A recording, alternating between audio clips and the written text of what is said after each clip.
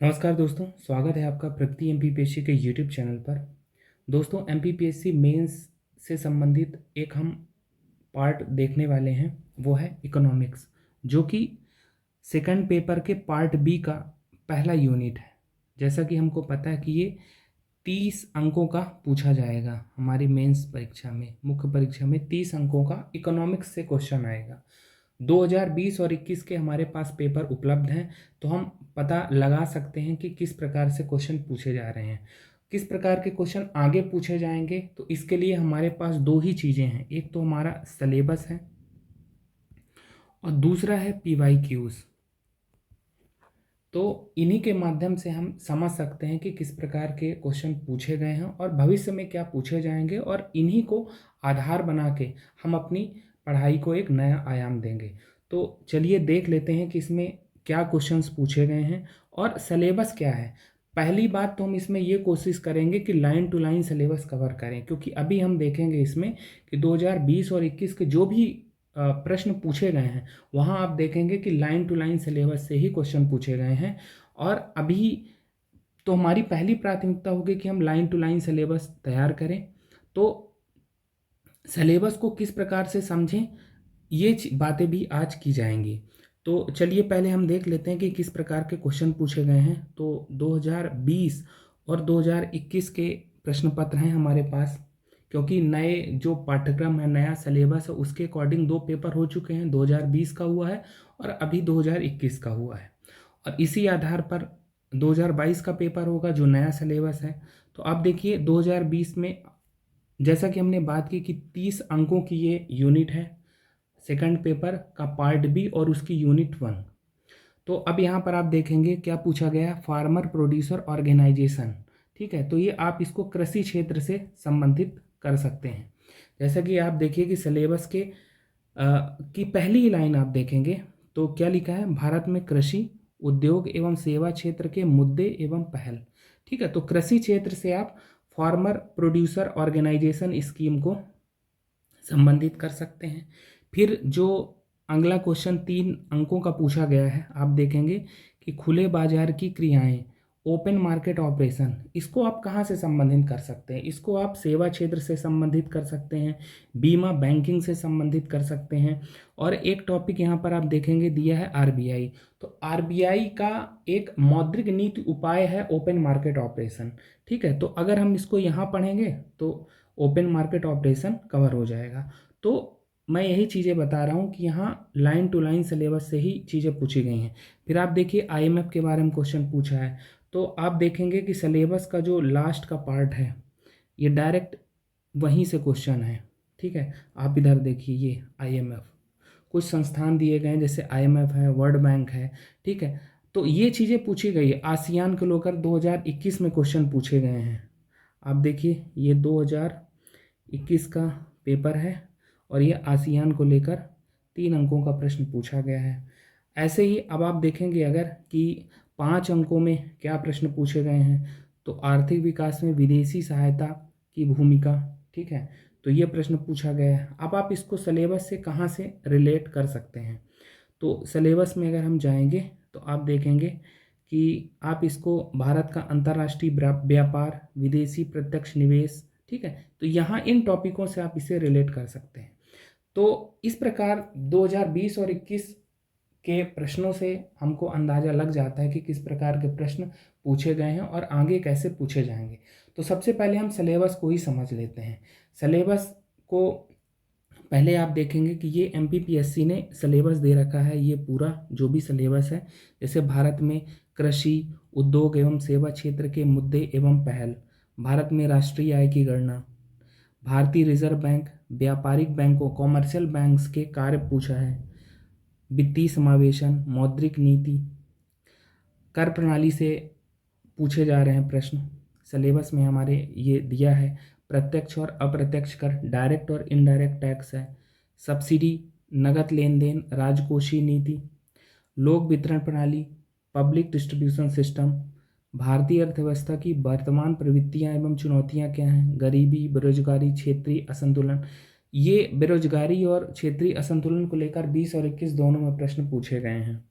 फिर है भारत का अंतर्राष्ट्रीय व्यापार एवं भुगतान संतुलन, विदेशी पूंजी की भूमिका, एमएनसी, एफडीआई, ठीक है, इंपोर्ट एक्सपोर्ट पॉलिसी, ये सब चीज़ें पूछी गई है। और अंत में कुछ संस्थान दिए गए हैं जहाँ से एक क्वेश्चन आ रहा है। अगर हम 20 और 21 को देखें तो जैसे आईएमएफ है, वर्ल्ड बैंक है, डब्ल्यूटीओ, आसियान है, तो आईएमएफ और आसियान को लेकर प्रश्न पूछे जा चुके हैं।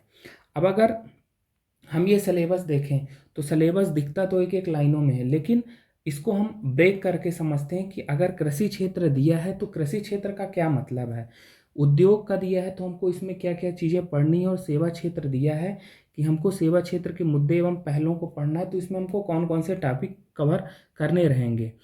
तो इसी को हम देख लेते हैं। जैसे दिया है कि कृषि क्षेत्र, कृषि क्या है, प्राथमिक क्षेत्र की गतिविधि है। और भारतीय कृषि में हम क्या क्या पढ़ेंगे कि हमारे जो पढ़ने का तरीका हो वो आगामी परीक्षा के अनुरूप हो।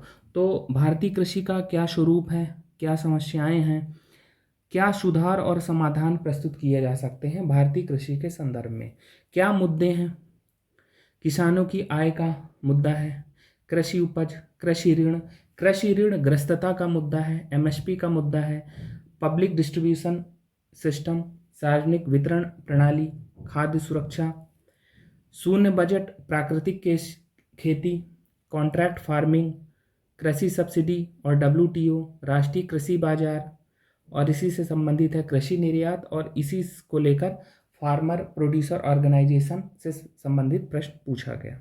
फिर पहले में महत्वपूर्ण योजनाएं आ जाती हैं, पीएम किसान, पीएम फसल बीमा योजना। तो इस प्रकार से कृषि से संबंधित ये टॉपिक हो सकते हैं, और भी इम्पोर्टेंट टॉपिक हो सकते हैं। इनको हम इस प्रकार से कवर करने की कोशिश करेंगे, क्योंकि अभी तो 2 साल का ही पेपर हुआ है, तो ज़्यादा अनुमान नहीं लगाया जा सकता कि कितना इसका क्षेत्र विस्तृत है। तो हम इस तरह कुछ पढ़ने की कोशिश करेंगे कि ज़्यादा से ज़्यादा प्रश्न बन जाएं, कम से कम प्रयास में ज़्यादा से ज़्यादा अंक लाए जा सकें। फिर उद्योग अगर दिया है सिलेबस में तो वो क्या क्या चीज़ें अपने में समाहित करता है। तो उद्योग क्या है, द्वितीय क्षेत्र की आर्थिक गतिविधि है। और औद्योगिक क्षेत्र के अंतर्गत क्या हो सकता है, क्या चीज़ें पूछी जा सकती हैं, तो औद्योगिक नीतियाँ पूछी जा सकती है 1991 की महत्वपूर्ण रूप से, जहाँ पर एलपीजी रिफॉर्म्स आए हैं, ठीक है। तो ये चीज़ें इंपॉर्टेंट हैं। फिर उद्योग के बारे में एक सामान्य सा जो शब्द है, सूक्ष्म लघु और मध्यम उद्योग क्या हैं, स्पेशल इकोनॉमिक जोन्स क्या हैं, भारत को विनिर्माण केंद्र कैसे बनाया जा सकता है, औद्योगिक क्रांति 4.0 के बारे में, ये चीज़ें हम पढ़ने की कोशिश करेंगे, समाहित करने की कोशिश करेंगे। और फिर महत्वपूर्ण योजनाएं, make in India, startup India, stand up India, और भी महत्वपूर्ण योजनाएं हो सकती हैं। तो मैं यहाँ पर ये चीज़ें बताने की कोशिश कर रहा हूँ कि किस प्रकार से हमारे सिलेबस को आप जो एमपीपीएससी में सिलेबस दिया गया है उसको आप विस्तृत रूप से समझ सकते हैं, क्या क्या चीज़ें पूछी जा सकती हैं, किन किन चीज़ों, क्योंकि अगर हम देखें तो इकोनॉमी तो बहुत बड़ा है, क्या चीज़ें पूछी जाएंगी प्रेडिक्ट करना आसान नहीं है। तो एक प्रयास है कि हो सकता है कि यहाँ से ये चीज़ें पूछी जाएं, और उसी प्रकार से हम पढ़ेंगे। सेवा क्षेत्र से संबंधित अगर हम बात करें तो बीमा, बैंकिंग, क्योंकि ये आर्थिक गतिविधियों का तृतीय क्षेत्र माना जाता है, और यहीं पे चीज़ें जो पूछी गई हैं, जैसे बैंक रेट्स के बारे में 2021 में प्रश्न है, ओपन मार्केट ऑपरेशन, ये रिपीट हुआ क्वेश्चन 2020 में भी पूछा गया, 2021 में। आप देखिए इसको, मैं इसको दिखाता हूँ, आप देखेंगे ये ओपन मार्केट ऑपरेशन 2020 में ही पूछा गया है, पहले तो 3 अंकों में पूछा गया, फिर इसे इस बार 2021 में आप देखेंगे कि इसे 5 अंकों में पूछा गया। ये बैंक रेट्स और ओपन मार्केट ऑपरेशन, खुले बाजार की क्रियाएं, तो चीज़ें रिपीट भी हो रही हैं, ठीक है। तो हमको लाइन टू लाइन सिलेबस तैयार करना है, और चीज़ें जो प्रीवियस ईयर क्वेश्चन उनको भी ध्यान देना, क्योंकि तभी तो हमें पता चलेगा क्या पूछा जा रहा है। फाइनेंशियल इंक्लूजन, वित्तीय समावेशन, ये हमारे टॉपिक में है, ठीक है। राष्ट्रीय आय को लेकर टॉपिक में है, तो यहाँ पर जीडीपी, जीएनपी, एनडीपी, ये सब टर्म समझेंगे। और राष्ट्रीय आय की गणना किस प्रकार से की जाती है, ये प्रश्न पूछा गया है। आप देखिए 2021 में ये प्रश्न पूछा गया है, ये 11 अंकों का प्रश्न है कि राष्ट्रीय आय की गणना की विभिन्न विधियाँ क्या हैं, और राष्ट्रीय आय की गणना किस विधि से की जाती है भारत में, उल्लेख कीजिए। तो 11 अंकों का प्रश्न है, तो इसी प्रकार से पढ़ने की कोशिश करेंगे। और अगर हम सिलेबस को देखें तो आरबीआई सिलेबस में है, तो आरबीआई के कार्य देखेंगे, उसकी मॉनेटरी पॉलिसी मौद्रिक नीति देखेंगे और मौद्रिक नीति उपाय देखेंगे। उसी के अंतर्गत ये कैश रिजर्व रेशियो, ठीक है, एसएलआर है, बैंक रेट्स है, ओपन मार्केट ऑपरेशन है, रेपो रेट है, रिवर्स रेपो रेट है, तो ये चीज़ें हैं। फिर सिलेबस का पार्ट है कॉमर्शियल बैंक्स, तो इसमें वाणिज्यिक बैंक के बारे में समझेंगे, क्या कार्य हैं, किन्हें वाणिज्यिक बैंक कहेंगे, सहकारी बैंक है, क्षेत्रीय ग्रामीण बैंक है, तो ये सब चीज़ें समझने की कोशिश रहेगी। और अगर देखें तो अगला जो सिलेबस का पार्ट है टैक्स सिस्टम, कर प्रणाली, इसमें हम डायरेक्ट और इनडायरेक्ट टैक्स देखेंगे, कुछ टर्म भी समझेंगे कि सेस क्या है, सरचार्ज क्या है, ठीक है। फिर कर सुधार, और इसमें कर सुधार समितियां, क्या क्या कर सुधार समितियों की सिफारिशें हैं, ठीक है। तो ये सब चीज़ें इसमें पढ़ने की कोशिश करेंगे। राजकोषीय नीति, फिस्कल पॉलिसी के अंतर्गत बजट, बजट घाटा, जैसे fiscal deficit, revenue deficit, effective revenue deficit और प्राइमरी डेफिसिट, ठीक है। तो ये चीज़ें पढ़ने की कोशिश करेंगे। राजकोषीय नीति को लेकर 2021 में प्रश्न आया हुआ है, आप देखिए यहाँ पर 2021 में आया है प्रश्न राजकोषीय नीति को लेकर। ये पहला ही प्रश्न है कि राजकोषीय नीति के उपकरण लिखिए, ठीक है। तो राजकोषीय नीति क्या है, तो ये सब चीज़ें बेसिक हमको समझना है, लाइन टू लाइन सिलेबस समझना है, और प्रश्न अभी तो उसी तरह पूछे जा रहे हैं। और भी हम विभिन्न आयामों को कवर करने की कोशिश करेंगे कि जहाँ से हमारा मेंस का ये जो पेपर 2 का पार्ट बी है और यूनिट 1 है, 30 अंकों की अच्छे से तैयारी हो जाए बहुत कम समय में, ठीक है। और फिर टॉपिक पे आते हैं सिलेबस के, तो भारतीय अर्थव्यवस्था की प्रवृत्तियां या विशेषताएं, क्या चुनौतियां हैं, और इसी के अंतर्गत हम पढ़ेंगे कि गरीबी, बेरोजगारी, क्षेत्रीय असंतुलन की जो समस्या है भारतीय अर्थव्यवस्था के संदर्भ में, तो इन चीज़ों को समझने की कोशिश करेंगे। फिर भारत का जो अंतर्राष्ट्रीय व्यापार है उसके अंतर्गत हम बैलेंस ऑफ पेमेंट, भुगतान संतुलन को समझेंगे।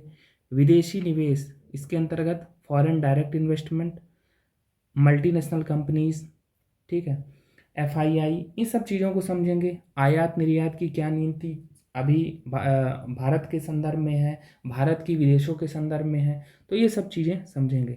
और फिर अंत में संस्थाएं देखेंगे, जिसमें आईएमएफ है, वर्ल्ड बैंक है और आसियान है। आप यहाँ पर सिलेबस में देखिए, एडीबी है, Asian Development Bank, World Trade Organization है, आसियान है, शार्क है, नाफ्टा है और ओपेक है। तो इस प्रकार से ये चीज़ें हम कवर करेंगे। तो मेंस में कुछ बातें महत्वपूर्ण रहती हैं जो हमें समझ लेनी चाहिए कि मेंस में आप देखेंगे जो भी सिलेबस दिया, अभी तो चीज़ें वही पूछी जा रही हैं, लाइन टू लाइन सिलेबस। आप ये पेपर देखना 2020 और 21 का, खुद एनालिसिस करना कि चीज़ें क्या पूछी जा रही हैं, ठीक है। जैसे आईएमएफ इधर दिया है, तो आईएमएफ दिया है और वही चीज़ें पूछ ली है, ठीक है। क्षेत्रीय असंतुलन हमारा टॉपिक ही है, उससे पूछ लिया है। वित्तीय समावेशन टॉपिक है, पूछ लिया है, ठीक है। बेरोजगारी टॉपिक है, सीधा क्वेश्चन पूछा है, ठीक है। राजकोषीय नीति, एफडीआई पूछा है, ठीक है। आसियान भी टॉपिक है, बेरोजगारी फिर से पूछा है। तो इस प्रकार से चीज़ें हैं। मेंस में कुछ बातें और भी महत्वपूर्ण है कि अक्सर ये समस्या ज़रूर आती है कि जैसे ही हम आंसर राइटिंग करते हैं तो उसमें एक चीज़ है कि शुरू कैसे करें और फिर लिखना क्या है। तो हम यहाँ इन्हीं चीज़ों को समाधान के रूप में प्रस्तुत करेंगे कि आपके पास एक पेज का नोट्स होगा। कोशिश करूँगा मैं कि एक पेज के ही नोट्स आपको उपलब्ध करा दिए जाएं। समझाने के लिए चीज़ें विस्तृत रूप से समझाई जाएंगी और आपको एक पेज में नोट्स देने की कोशिश की जाएगी कि आप एज इट इज़ जाके लिखाएँ, ज़्यादा पेजेस ना बढ़ाए जाएं, क्योंकि सिलेबस तो बहुत बड़ा है। अगर हर यूनिट के पार्ट की आप नोट्स बनाएंगे तो बहुत ज़्यादा हो जाएगा, ठीक है। तो जितना सिलेबस है हम कोशिश करेंगे कि 1 से 2 पेज में कवर करने की कोशिश करें और इसी प्रकार से आगे का कार्यक्रम रहेगा। तो आज की क्लास में फ़िलहाल इतना ही।